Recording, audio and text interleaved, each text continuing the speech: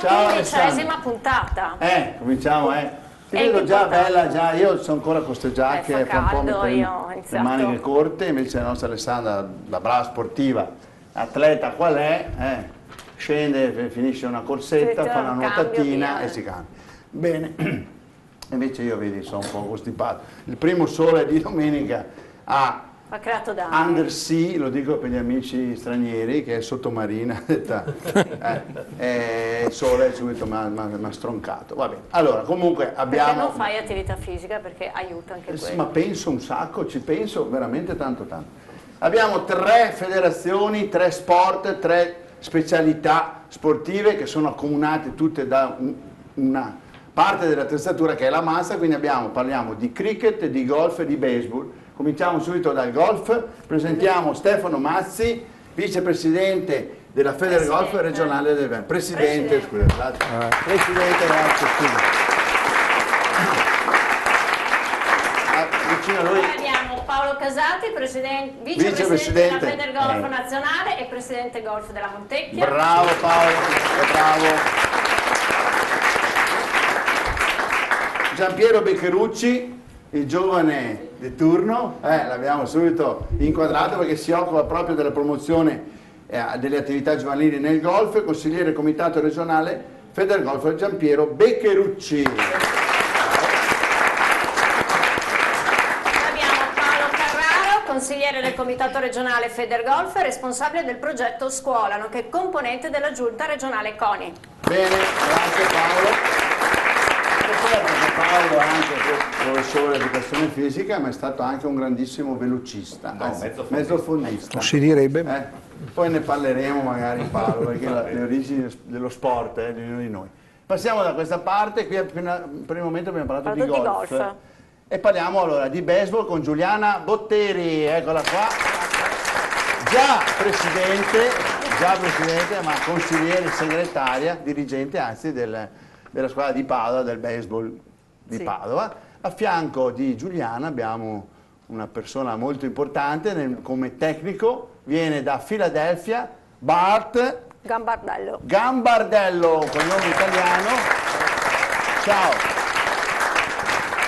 E abbiamo parlato di baseball, adesso parliamo di cricket con 2 amici cingalesi che vengono dallo Sri Lanka, una bellissima realtà padovana in particolare, ma italiana, perché loro poi rappresentano questo sport e lo stanno portando ad altissimo livello proprio vicino allo Stadio Gagno di Padova, e presentiamoli. Sono Fernando Ranila, dirigente del Padova Cricket Club, nonché anche giocatore della squadra. E Anton Costa, eccolo qua il nostro amico Anton, che è il portiere, nonché segretario sempre del Padova Cricket Club. Bene, abbiamo le squadre, abbiamo degli atleti, abbiamo gli amici del golf, un bel gruppo di golfisti. Che vengono sia a Padova e Treviso come provenienza. Come provenienza a Padova. E anche Vicenza che è arrivato. Bene, allora, la parte principale di questo nostro ragionamento è il legame che c'è nell'attrezzatura delle vostre discipline sportive, però ovviamente questo è un piccolo alibi, una piccola scusa,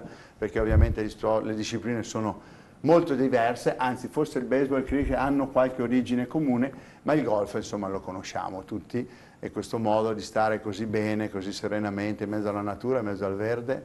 Stefano, è bello il golf?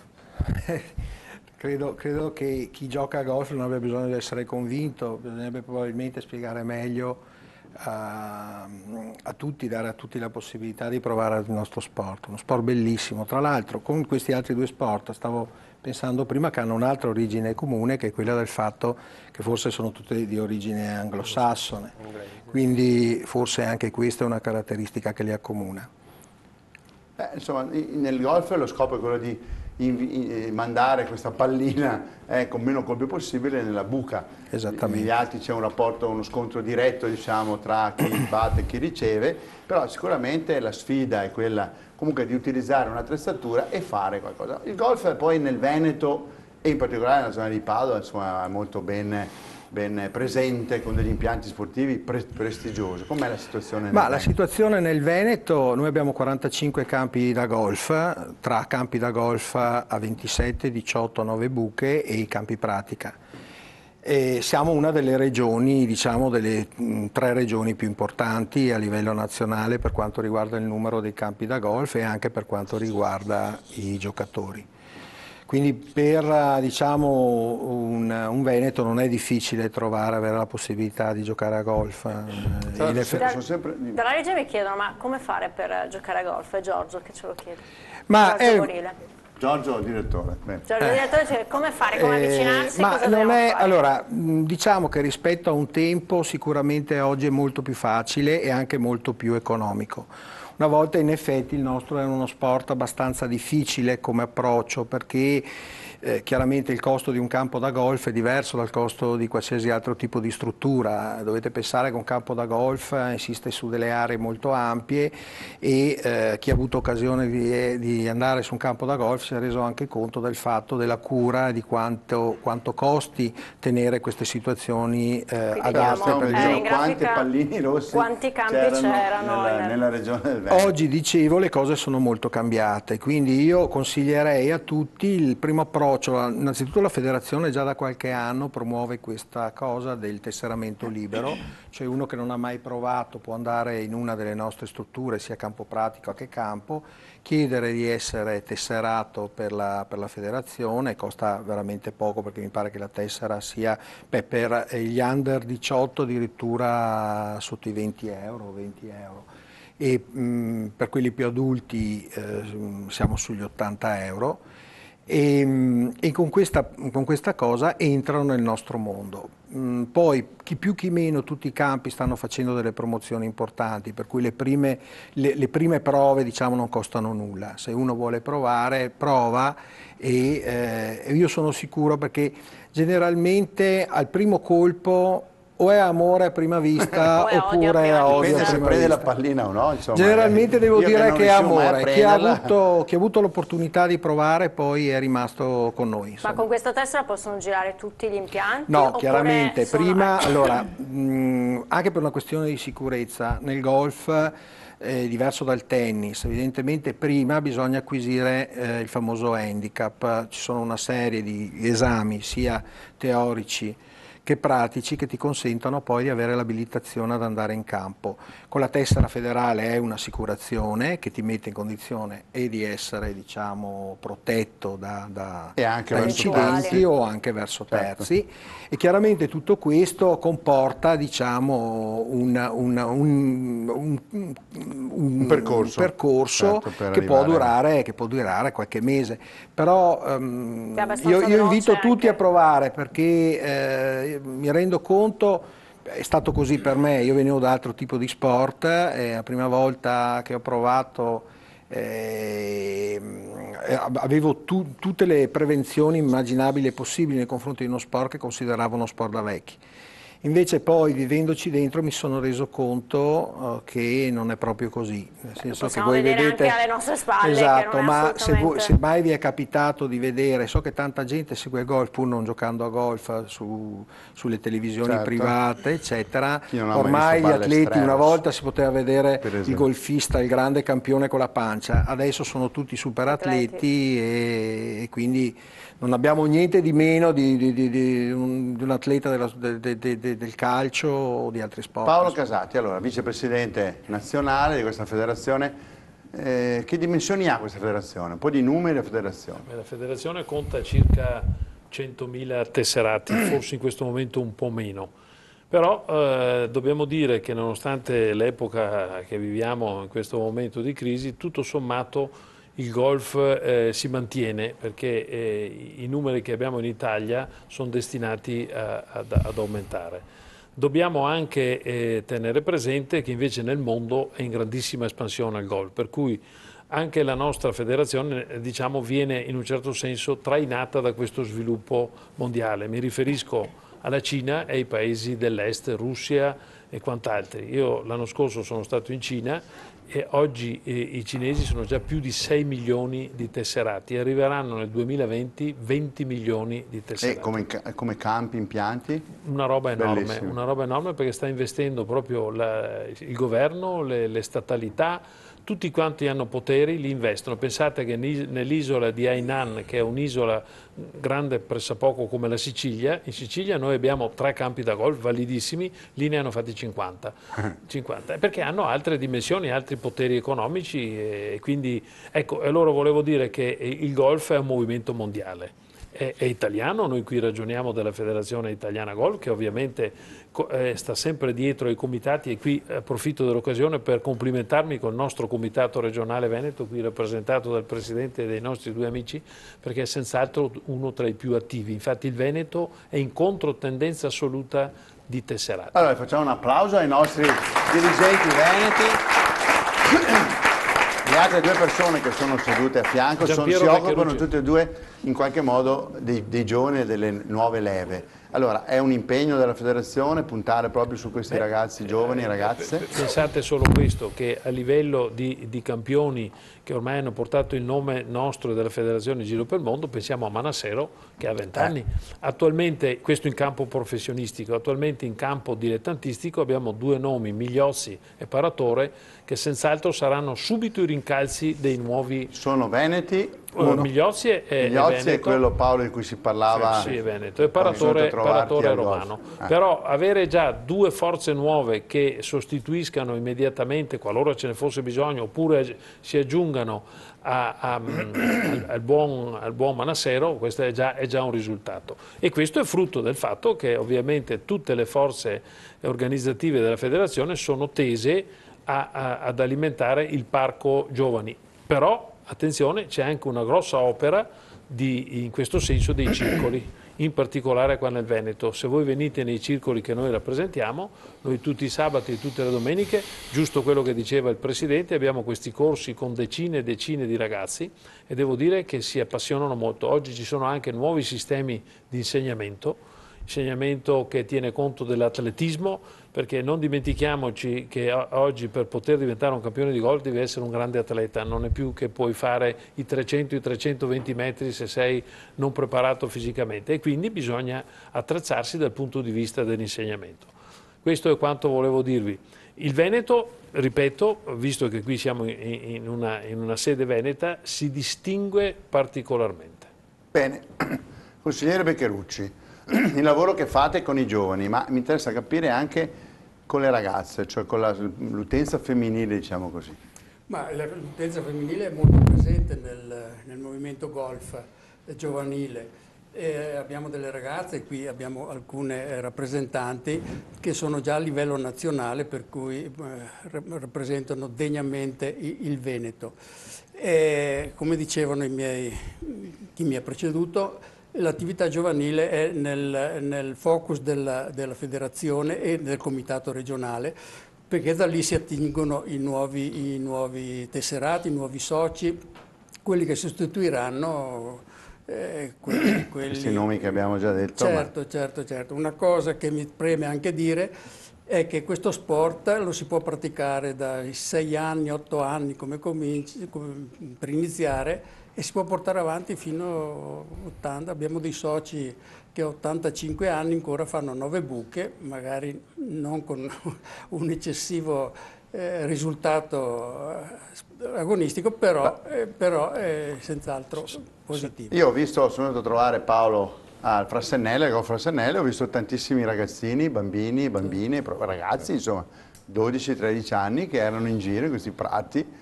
Poi è una federazione, ma noi il nostro ruolo è anche quello del CONI, quello delle trasmissioni che promuovono un po' le discipline sportive, è che intanto questi ragazzi facciano un po' di sport, stiano in ambienti sani, controllati, dove ci sono persone che danno valori, danno insegnamento, l'agonismo, il risultato. Credo che Paolo sia questo, che lo scopo anche quando parlate nella scuola, con le famiglie, quando portate il golf nelle scuole, insomma, non è solo la ricerca del risultato, ma la possibilità per tanti di provare uno sport così, poi uno lo sceglie. Diverso, alternativo ai soliti sport. Sì, io mi occupo appunto dei rapporti con la scuola, del progetto scuola. La federazione ha un progetto proprio rivolto ai ragazzi dell'età scolare, diciamo dalle scuole elementari fino al terzo anno delle scuole medie e superiori.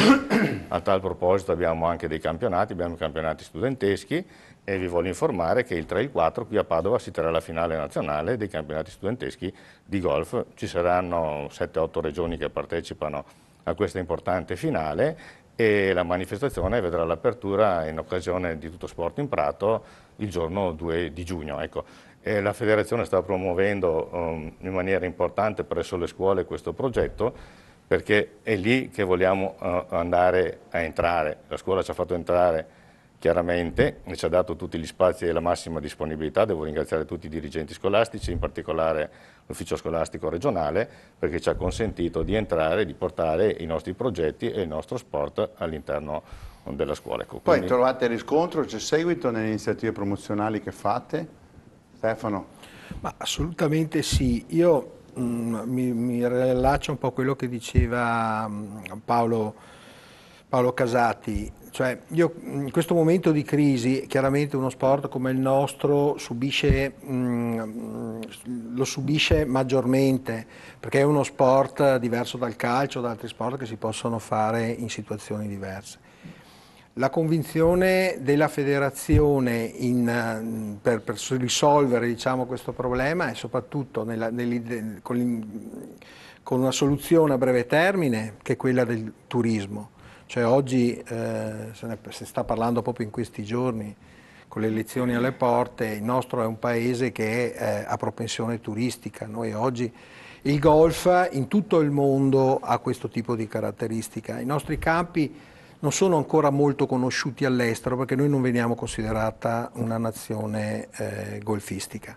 Quindi la prima cosa è quella appunto di incentivare questo aspetto con la promozione per portare turisti e quindi portare evidentemente vantaggi per tutto il territorio. Il golfista normalmente ama girare i campi, Sì. per un giorno Sì, giocare su un campo. diciamo che la spostarsi, caratteristica quindi peculiare del golfista straniero è questa. Un inglese perché viene in Italia? Ma viene per visitare le città, viene per le nostre terme, viene per le nostre città d'arte, viene per la nostra Cucina, cultura, nostra storia. cultura, storia, tutto, insomma, è inutile che ci... soprattutto la nostra regione, tra l'altro, è una delle regioni in Italia da questo offre. punto di vista.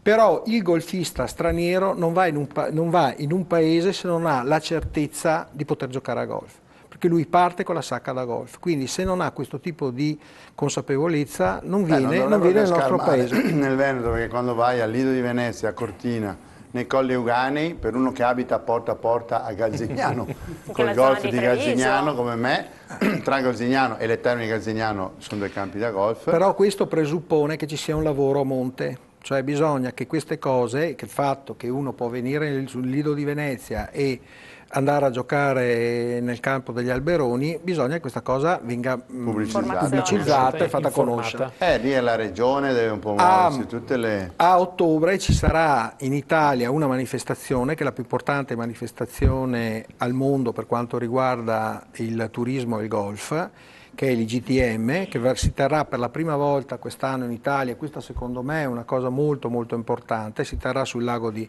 Como, Villa Erba, e sarà un'occasione in più per poterci presentare, in questo senso poi noi lavoreremo molto anche come comitati regionali per far sì che questo tipo di promozione venga fatta.